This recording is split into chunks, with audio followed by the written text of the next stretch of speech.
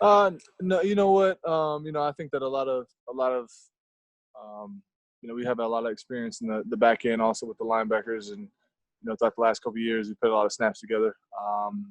But I think throughout this whole process, throughout the whole COVID and all that, coaches done a good job of substituting guys in and out, just making sure that if one day I somehow catch COVID or whatever and I can't play, then next guy's in and we're able to not skip a beat. So we practice with the backup linebackers and all that stuff a lot. So honestly, I don't think it's going to be too much. Obviously, not having a guy like Tremaine or Milano, whoever, if whoever can't play, if I can't play, we feel like they're huge assets to our defense. But at the same time, I think next man in has kind of been our motto all season.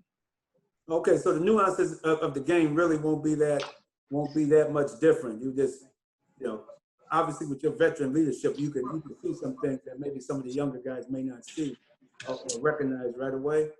Yeah, I think maybe the older guys and the guys that have more experience step up a little bit and maybe help those young guys out. Yeah. All right. Thank you very much, and good luck on Sunday. I appreciate that, man. Thank you. All right. Micah Hyde, good afternoon. Mookie Hawkins, Ruffalo Sports Today. How you doing, man? How's practice? I'm good, man. I'm good. It's a beautiful day in Buffalo. Yes, sir. Yes, sir. You are the quarterback of this defense playing safety, and, you're going up against Ryan Fitzpatrick, another former Buffalo Bill. So just tell us your study on Ryan Fitzpatrick. Fitzmagic. The guy is capable of lighting people up. Very dangerous guy. I don't think he gets enough credit. And I think a lot of people obviously see, he's a gunslinger. He just throws it. Sometimes it's a touchdown, sometimes an interception. But he's able to, if it is an interception, he's able to shake it off and move on to the next play, and he can light you up after that. So, we understand what type of guy and what type of player he is. And we got to prepare like he's going to be playing his A game because, the last two times we've played him, we feel like he's played really well. He does well against us. He's smart. He's smart. He's able to read coverages and disguises and stuff like that. So that's what you're dealing with when you got a guy that's played for a long time. It's difficult to go out there and show them something that they haven't seen before because, they've been playing for a while and all that. So, just a smart guy and gunslinger, and we got to go out there and play our best against him. Right now, let's not forget the Amish rifle went to an Ivy League school. So, the IQ is definitely there. But we also know sometimes those balls can be a 50-50, like you said, either a pick or, a score. So hopefully, it'll be a booger for us to pick this week. But Cam Lewis got signed to the 53-man roster, man. How excited are you for your fellow DB? Beyond excited. Cam Lewis is just, came in every single day, comes in early, gets his film work in, gets his workouts in. Since he got here, he's been just a guy that everybody's noticed making plays on and off the field. In the meeting rooms, he's answering questions. With confidence. That's big as a young guy. A coach singles you out in the meeting room. You're able to answer those questions quick. A lot of guys pay attention to that. So, I'm beyond excited for him. And Detroit guy, I'm a Midwest guy. We kind of close, so we have that little connection. And I'm excited for him to show us what he got. Absolutely. Hey, more excited to see you guys be 2-0 this Sunday. Good luck. Thank you. I appreciate it. Hey, Micah, good to see you again. Hey, we're so used to talking to you basically after every game and, as we get ready for the following game or whatever it is. I know it's only 1 week and everybody overreacts after a game. Do you learn anything after 1 week about your team or about your defense that maybe you had questions about in the offseason, or does that take a little bit more time? Well, I think, number one, you're not going to be playing your best football, the first game of the season. And I think that's important to understand. You're always going to have to continue to get better, and you want to play your best football going into November, December, late in the season. So, there's a lot of stuff that we can get corrected. We did some things in the game very well, but there's also some things that we could have done a lot better. But with the guys that we have in this locker room, a lot of us have been around each other for a long time. We know what that person is going to bring to the table. So I think the big thing was just playing in front of no fans. That's the one thing I think that we all noticed was that it's kind of more of a practice. You kind of got to bring your own energy and go out there and feed off the momentum that we create. So I think that's the one thing I did learn, last game. Thanks, Micah. Of course. Hey, Micah, John Scott.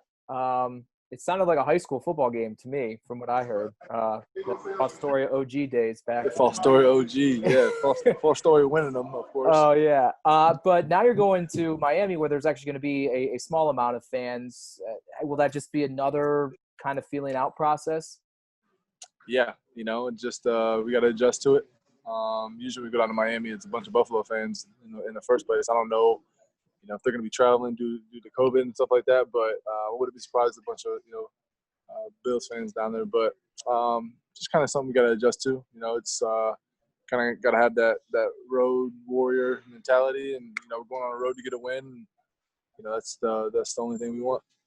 You had been open with us last week about how, you weren't as sometimes you were frustrated early on in your Bills tenure with the offense, but you felt really good about things now. After seeing what you'd seen in practice and see it translate onto the field, where is your level of confidence in what the possibilities for this offense are this season? Oh, I said it since I got here this year that, the sky's the limit for this offense. Just, the guys they brought in. I can tell you guys took off and took that and ran with it about my frustration. I want to say that I'm sure the offense was frustrated with our defense plenty of times too since we got here. But no, just the guys they brought in, skill positions, just the weapons, the nastiness they brought to the offense, just bringing in some guys, the offensive lineman. Josh is being a competitor. Since I got here this year, you can tell it's a different offense. So sky's the limit for them, and like I said, sometimes they beat us in practice, sometimes we beat them, so everybody's competing, and we're excited for them. I appreciate it, Micah. Of course. Hey, Micah, Matt Fairburn here. I'm wondering what your feelings are. You've had training camp and everything has gone pretty smoothly. You have a home game, which went, smoothly. Traveling for the first time is a little bit different. First time sort of leaving the little bubble you guys have created at the facility. What are your feelings, heading down to Miami and hitting the road for the first time with everything going on? I'm excited. To, I've been locked up, cooped up in San Diego for 6 months, flew here, straight here, been stuck here in Buffalo for, a couple months. It's gonna be good to get out and see a different environment, see the sun. I'm looking a little pasty now, maybe get a little tan while I'm down there playing.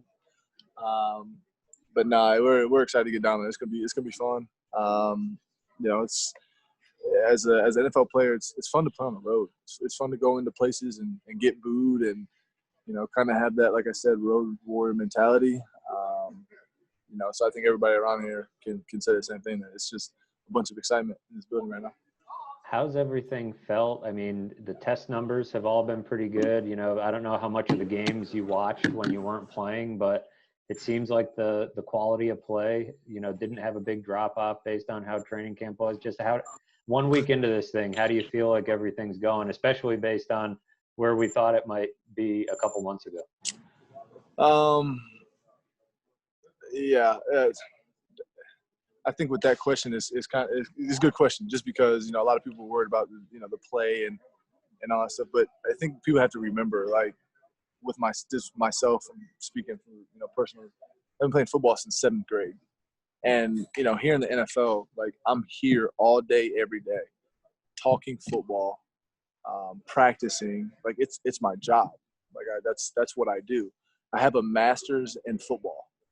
If you talk to somebody else that has a master's in whatever it may be, they're experts. We are all experts in the field of football. So when a lot of people are talking about, the play is going to be bad and this and that, maybe there might be some missed tackles because, we haven't been tackling them live and stuff like that. But as far as the play and the X's and O's and the chess matches in between plays and, trying to listen to the offense and they call out plays and, like, we are all experts. We all have masters in that, and I think that people don't understand that. Like, that's real, and I'm pretty sure guys are going to continue to play good football just because that's all we do. That's what we know. How is it maybe I don't know, hearing you talk like that makes me wonder, do you need preseason games? Do you need OTAs? I mean, you guys are doing pretty good. Like you said, you're kind of experts, and it's looking pretty good without it. Okay, now that you asked that, this is year 8 for me. I'm not a big fan of 4 preseason games, definitely not. But I think it's good maybe to have 1 and 1. Maybe 1 home game, 1 away game. Adjust to the road schedule, adjust to the home schedule, and then get into the regular season. Yeah, maybe those young guys that don't have the Masters yet need it. Yeah, exactly. Thanks, Micah. Yep. Hey, Micah, you got me?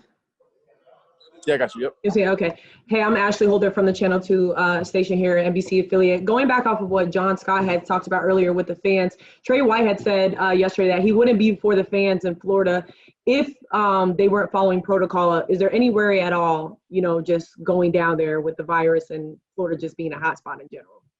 I know that just for myself personally, I'm not leaving my hotel room and just to go to meetings. And when I go to meetings, I'm around the same guys I'm with right now. And then once we head to the stadium, I'm in the locker room with the same guys I'm with right now. And then on the field, everybody on the field has been tested. Everyone's, good to go, clear to go. So I'm not too worried about it. I'm hoping that the fans aren't running onto the field and all that. Obviously, there's protocol there.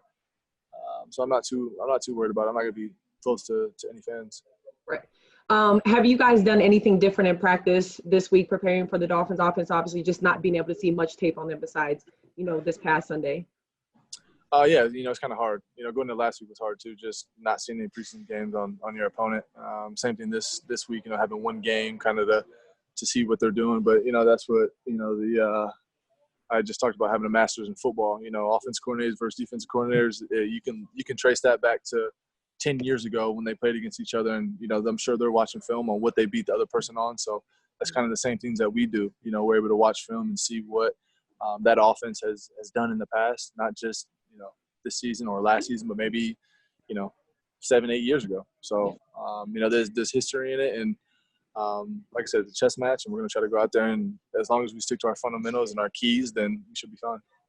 All right, good luck, and I hope you come back less pale or pasty. I appreciate it.